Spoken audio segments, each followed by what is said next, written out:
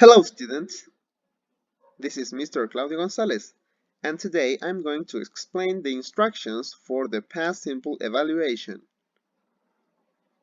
The contents of this evaluation are past simple, affirmative, negative, and interrogative forms, and regular and irregular verbs.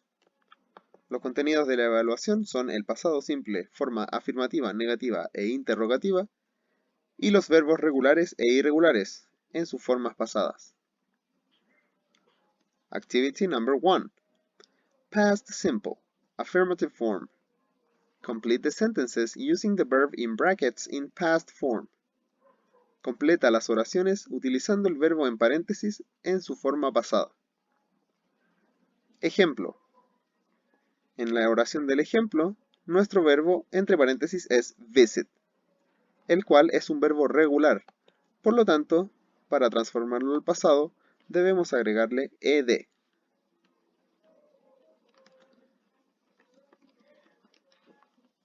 En este caso, nuestra oración quedaría de la siguiente forma.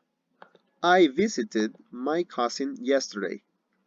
Yo visité a mi primo ayer. Deben poner atención al tipo de verbo que está entre paréntesis, ya que si este es regular como el del ejemplo, solo debemos agregarle ed, o solo la letra d, o ied, considerando las reglas ya aprendidas en clases. En caso de tener un verbo irregular frente a nosotros, debemos sabernos la forma basada de la lista, la cual se entregó en clases, con los verbos irregulares. Activity 2. Past simple, negative form. Transform four sentences from Activity 1 into negative form. Transforma 4 oraciones de la actividad 1 a su forma negativa. En esta actividad 2 se deben elegir 4 de las oraciones ya respondidas en la actividad número 1 y transformarlas a la forma negativa. En este caso, vamos a transformar el ejemplo de la actividad 1 a la forma negativa. Lo primero que debemos recordar es que en la forma negativa vamos a utilizar el auxiliar didn't, lo cual significa que la acción no se realizó. Y luego el verbo que está en la oración entre paréntesis debe quedar tal como está, en su forma base o forma infinitiva.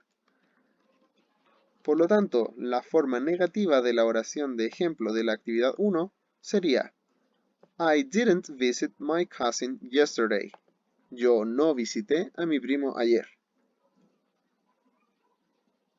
Entonces, en esta actividad, tal como se hizo con el ejemplo de la actividad 1, I visited my cousin yesterday, la vamos a transformar a la forma negativa. I didn't visit my cousin yesterday. Las 4 oraciones son de su propia elección.